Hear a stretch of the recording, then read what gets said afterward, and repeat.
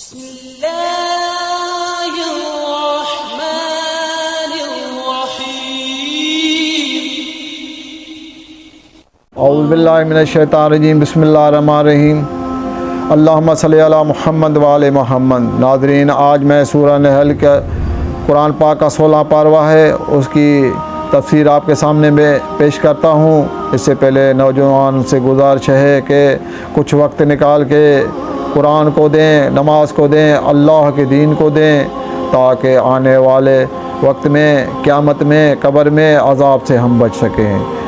नाज़रीन, वीडियो को शुरू करने से पहले आपसे गुजारिश है कि इस चैनल को सब्सक्राइब करें, बेल आइकन के बटन को दबाएं, अपने कमेंट्स लिखें और लाइक ज़रूर करें ताकि हर आने वाली वीडियो आप तक बआसानी तक पहुंच सके। नाज़रीन, सूरह नहल कुरान मजीद का 16वां और तरतीब नज़ूल के हिसाब से 17वां पारा है। यह सूरह मक्का में नाज़िल हुआ। बैज़ मुफस्सिरीन इस सूरह को नम भी कहते हैं क्योंकि इस सूरह में खुदा के नेमात का बयान है। नहल अरबी ज़बान में शहद की मक्खी को कहा जाता है। इस सूरह में खुदावंद करीम ने अपने रसूल करीम सल्लल्लाहु अलैहि वसल्लम को कहा है कि हमारे हबीब, हमारे बंदों को बता दो कि मैंने इस इंसान को नजस कतरे से पैदा किया है, फिर भी तुम हमसे झगड़ा करते हो और सरकशी पर उतर आते हो। रिवायत है कि कुफार मुशरिकीन रसूल खुदा सल्लल्लाहु अलैहि वसल्लम का बार बार मजाक उड़ाते थे और कहते थे कि कहाँ है वो अजाब जिससे हमको डराते हो। अल्लाह ताला ने कुफारों के 5 सरदारों को अपने गज़ब का निशाना बनाया और जहन्नम वासिल हो गए। इन 5 सरदारों में वलीद बिन मुगीरा के पाँव में तीर चुभा, आस इब्न वाइल के पाँव में कांटा चुभा और जहन्नम वासिल हुआ। आसूदा बिन अब्द यगूस पेट में पानी भर जमा होने से बीमार में मुब्तला हुआ और जहन्नम वासिल हुआ। आसूदा बिन मुतल्लिब अंधा होकर वासिल जहन्नम हुआ।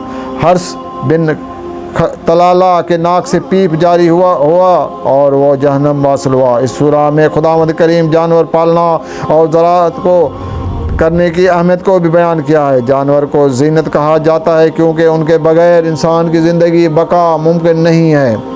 इस सूरह में सिरात मुस्तकीम पर चलने की हिदायत की गई है, बाकी तमाम रास्ते गुमराही वाले हैं और अगर तुम अल्लाह की नेमतों को शुमार करना चाहो तो कभी भी नहीं कर सकते। इस सूरह में मुशरिकों को झुटलाया गया है कि जो कहते हैं मरने के बाद ज़िंदा नहीं होते। उस सूरह में मुहाजिरीन का भी जिक्र है। अल्लाह ताला उन पर जुल्म और सितम के बावजूद सब्र करने पर तारीफ़ की है।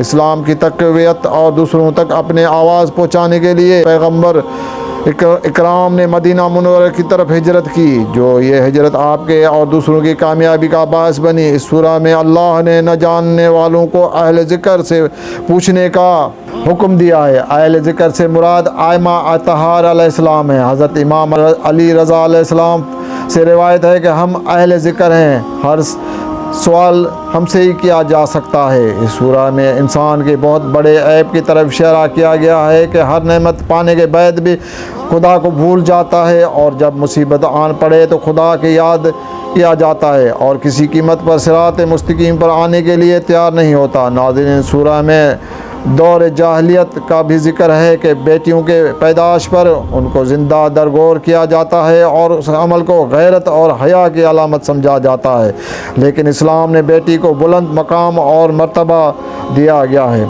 एक मर्तबा 2 गिरोहों में जंग हुई। जो कैद लड़कियां हुईं उनमें से बेशतर लड़कियों ने फ़तेहमंद गिरोह से शादियां करनी, जो उन सरदारों को बात पसंद न आई और फ़ैसला किया आइंदा लड़की पैदा होते ही अपने हाथ से कत्ल कर देंगे, लेकिन दुश्मन के हाथ न लगे। इस फैसले को कबीह फ़ैल का नाम दिया गया, जो इस्लाम ने उस कबीह फ़ैल के शदीद अल्फाज में मज़म्मत की है। इस सूरह में है कि ज़ालिम को तयशुदा मुद्दत तक मोहलत दी जाए, उसके बाद एक लम्हे के लिए पीछे न हटा जाए।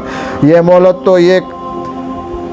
मोहलत तौबा करने वालों के लिए रहमत और मुजरमों के लिए सज़ा बनती है। इस सूरह में नशावर चीज़ें बनाने का जिक्र है। कहा जाता है कि तुम अंगूर और खजूर से शराब बनाते हो जिसकी हरगिज़ इजाज़त नहीं है। ये सूरह नशा वाले शराब को हराम करार देती है। नाज़रीन, इस सूरह में शहद की मक्खियों का जिक्र है जो मुख्तलिफ़ फूलों से शक्कर का मादा चूस कर आती हैं। एक छत्ता जो क्यूब्स पर होती है, जो हर लेवल से बराबर होते हैं, और उन मक्खियों के रहने के तौर तरीके बहुत दिलचस्प होते हैं। उनमें एक मलका होती है जिसके सर पर ताज होता है। ये मलका अंडे और बच्चे एक मरतबा देती है और मर जाती है।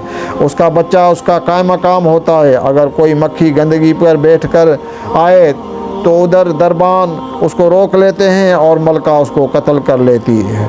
इस सूरा में है कि इंसान का रिज़्क ज़मीन से भी आता है और आसमान से भी आता है। आसमान से पानी बरसता है और ज़मीन से अनाज पैदा होता है। इस सूरा में है कि एक जहाज़ चलाने के लिए कितने ईंधन की ज़रूरत पड़ती है। अगर ईंधन ख़त्म हो जाए तो फ़ौरन गिर पड़ता है। इसके मुकाबले में एक परिंदा मुद्दतों तक उड़ता रहता है, जिसमें ना मशीनरी की ज़रूरत है ना ईंधन की ज़रूरत है। खुदावंद करीम उनको रोके हुए है और पूरी कायनात उनके इशारों पर चल रही है। इस सूरा में है कि तमाम अंबिया अपने उम्मत के गवाह होंगे और अंबिया का गवाह रसूल खुदा सल्लल्लाहु अलैहि वसल्लम होगा। यानी इन अंबिया के नबूवत रसूल खुदा सल्लल्लाहु अलैहि वसल्लम के सामने पेश आई है। अगर किसी बात में अल्लाह का नाम न लिया जाए तो इसे वादा कहा जाता है, और जिसमें अल्लाह का नाम आ जाए तो उसे अहद किया जाता है, और अहद को पूरा करना शरअन वाजिब है। उसके मुखालफत करना कुफार वाजिब हो जाता है।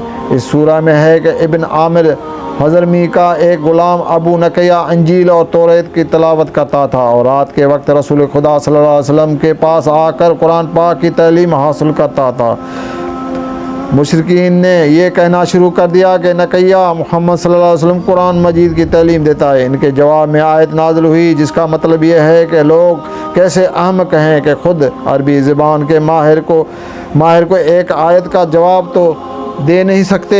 एक रूमी शख्स जो अरबी जानता भी नहीं है वो कुरान की तालीम कैसे देगा। हज़रत अम्मार यासर रज़ी अल्लाह ताला अन्हु पर जब कुफ़ार कुरैश ने तशद्दुद किया और वो मजबूर होकर अल्लाह और रसूल की शान में गुस्ताखाना अल्फाज इस्तेमाल किए तो ये आयत नाज़िल हुई जिसका तर्जमा है कि अगर किसी जगह पर इंसान की जान माल को ख़तरा हो तो उसे अल्फाज इस्तेमाल कर सकता है। तो उन लोगों ने कहना शुरू कर दिया कि अमार काफिर हो गया है। तो रसूल खुदावंद सल्लल्लाहु अलैहि वसल्लम ने कहा कि अमार ईमान से सरशार है, ईमान उसके खून और गोश्त में बसा हुआ है। इस सूरा में ज़िक्र है कि एक बस्ती में लोग रहते थे। खुदावंद करीम उनको हर नेमत से नवाजा था, लेकिन ये अपने निजासत आटे से साफ़ करते थे। अल्लाह पाक का उन पर अजाब आया और ऐसा कहत आया कि निजासत से आलूदा आटा खाने के लगे और खुदा की नाशुक्री की वजह से कहत में मुब्तला हुए और निस्त नाबूद हो गए। रसूल खुदावंद सल्लल्लाहु अलैहि वसल्लम फरमाते हैं कि जो शख्स इस सूरह की तिलावत करेगा अल्लाह अपने दी हुई नेमतों का हिसाब नहीं लेगा।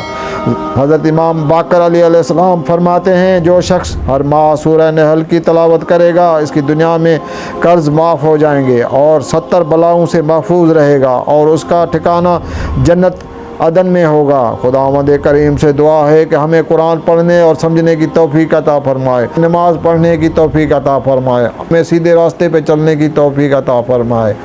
आमीन।